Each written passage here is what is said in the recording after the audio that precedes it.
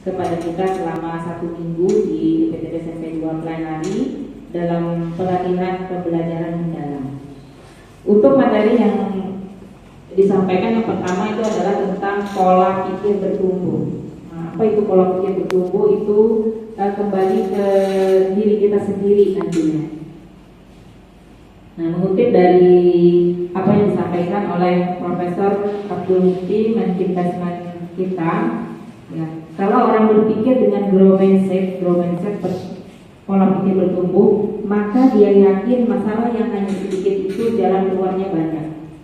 Ya, karena itu jangan menyerah, jangan putus asa, yakinlah ada jalan keluarnya. Ini yang beliau sampaikan. Artinya, jika ada sesuatu hal yang baru disampaikan, jangan di pikiran kita itu kalinya. Mah ini bulan, ada bulan. Sebaiknya jangan ada di pikiran kita seperti. Tapi ternyata itu bukan solusi yang tepat. Ya, ternyata itu bukan solusi yang tepat.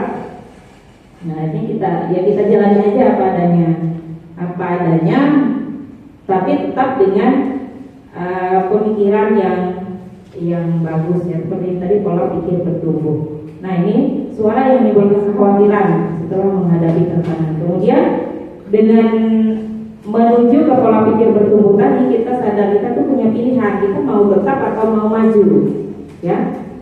Jika kita pola pikirnya bertumbuh, maka ini kembali dengan suara PBB, akhirnya optimis. Oh ya, aku harus ini. Nah, kayak Antun, kita tidak bisa tinggal ya. Terus apa caranya? Jadi bisa dengan cara bagaimanapun. Ya maknya nangis, kalau maknya nangis ya anaknya makin nangis ya, berusaha sekuat mungkin bagaimana dia supaya dia bisa mandiri. Gitu. Dengan optimis tadi maka ada aksi sesuai dengan suara PBB-nya, ada solusi. Ya, intinya adalah dari pola pikir tetap, kalau pola pikir bertumbuh itu kita akan menemukan jalan keluar, menemukan solusi yang sesuai kita harapkan. Nah, ini untuk prosedurnya, lebih kita melihat ke siswa karena tadi kita berhadapan ke siswa ini di dalam kelas. Nah, contoh yang pertama, prosedur intervensi pola pikir yang pertama itu ketika ada murid yang mau menyerah, kita menemui tantangan. Ketika menemui tantangan atau kesulitan, nah segera kita dorong dia untuk mencoba lagi. Ya, kita coba lagi. Kita tidak bisa menjawab ini. Contoh di kelas 7 kemarin menemukan si Alwi, Bu, saya tidak mengerti menjawab soal seperti ini. Hanya apa? Mengganti tugasnya, Bu. Kamu baca ini dulu, kemudian tulis kembali di buku catatan sekian baris, tapi tulisannya rapi dan Ibu mudah terbaca. Karena ibu saya bilang saya ngoreksinya malam, dan dia kadang ada terkoreksi juga. Tapi yang disampaikan itu ada terkoreksi juga dia.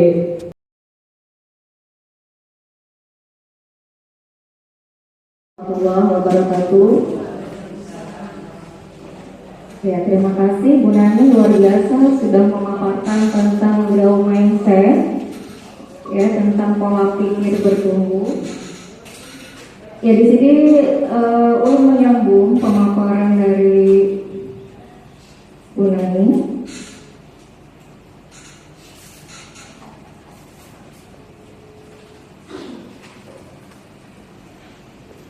Ya, tentang pembelajaran mendalam, masih pembelajaran mendalam.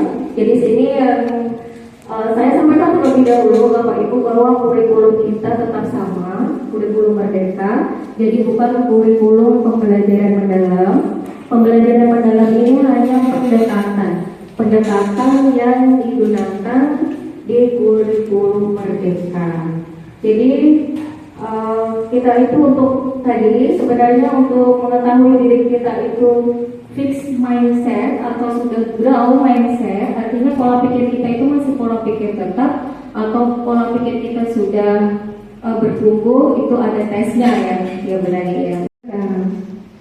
Oke, kalau 8 tadi 8 dimensi profil lulusan, dengan apa 3, 4, kemudian 3 ya prinsip pembelajaran mendalam, berkesadaran, bermakna, menggembirakan, kemudian 3 yang kedua tadi pengalaman belajar, memahami, mengaplikasi dan merefleksi. Nah sekarang karena pembelajaran mendalam ini 4-nya yang terakhir ada praktik pedagogis, mungkin sudah ada yang membaca di Bapak Kepala Sekolah bedanya pedagogis, bedanya pedagogik kemarin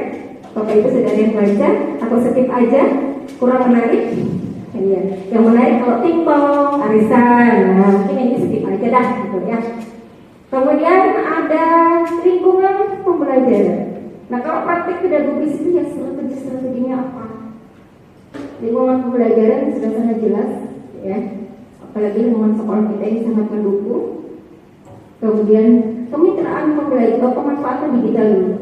Nah, mau tidak mau Bapak Ibu kita harus adaptif dengan perubahan. Kita nggak bisa kita tetap ya udah aku tuh kayak gini ya kayak gini pamorangnya nggak bisa, atau aku nih gaptek. Kita harus ini pemanfaatan digital secara maksimal. Mulai dari hal-hal yang mudah dulu, ya. Contohnya misalnya, pakai LCD, atau kita pakai quizzes yang mudah dulu. Quizzes itu kan mudah, atau pakai word wall, atau kalau tidak misalnya waktu kita cuma tidak cukup materi kita, anak suruh bawa HP, nanti scan barcode-nya bisa supaya tidak terlalu banyak. Jadi banyak cara seperti yang Bunda sampaikan tadi. Satu masalah punya 1000 solusi. Kita jangan kita fokus pada masalahnya, tapi kita fokus solusinya seperti apa. Ya, kalau kita praktek ya solusinya seperti apa. Kita belajar pelan-pelan. Ya, ulun aja terus ulun belajar. Ulun belajar ini ya dengan berdarah-darah sampai ulun tidak mau bahwa ulun ketinggalan. Ya, bukan berarti kompetitif, bukan, tapi ulun berusaha adaptif dengan perubahan. Oke. Karena kalau kita tidak adaptif Bapak Ibu, kita akan tergerus, ya. Kita mau tidak mau kita harus pemanfaatan digital ini, mau tidak mau. Kalau kita tidak mau, maka kita akan tergerus dengan perubahan itu. Bapak Ibu, kalau nanti ada pertanyaan, kita di sesi terakhir aja. Kita sharing aja sama-sama.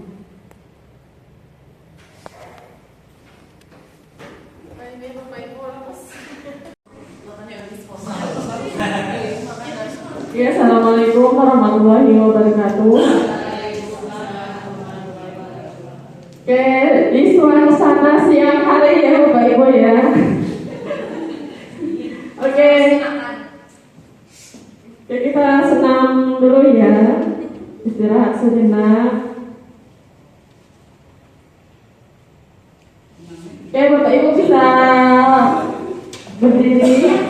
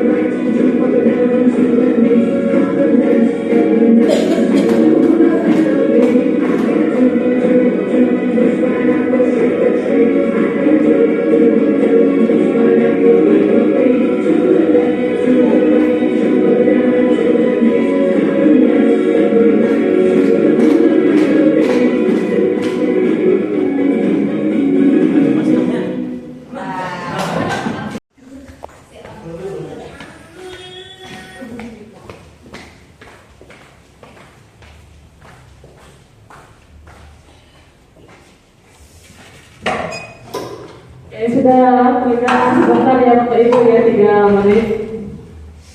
Oke, ini melanjutkan dari Ibu Nanik sama Ibu Harna sebelumnya.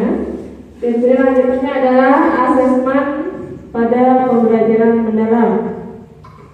Oke, apa itu asesmen? Asesmen yaitu menilai pemahaman konseptual, proses berpikir, dan penerapan pengetahuan dalam situasi nyata, bukan hanya sekedar tes hafalan saja. Oke, sebagaimana yang telah kita tahu, kalau jenis asesmen ada dua ya, ada asesmen formatif dan asesmen sumatif. Nah, kalau asesmen formatif itu adalah penilaian yang dilakukan selama proses belajar untuk melihat sejauh mana murid itu memahami suatu materi sehingga guru bisa memberikan perbaikan atau bantuan sebelum pembelajaran itu selesai. Nah, ini adalah asesmen formatif. Itu penilaian yang dilakukan selama prosesnya ya, selama proses belajar. Nah, apa itu tujuan dari asesmen formatif? Nah, tujuannya yang pertama yaitu untuk memantau perkembangan belajar murid secara berkelanjutan. Ya, kemudian menemukan kesulitan belajar murid. Nah, selama kita proses dalam belajar, pasti ada kesulitan murid yang kita temui ya. Oke, terus yang ketiga, memberikan umpan balik untuk perbaikan. Nah, yang terakhir yaitu mendorong pembelajaran supaya lebih efektif.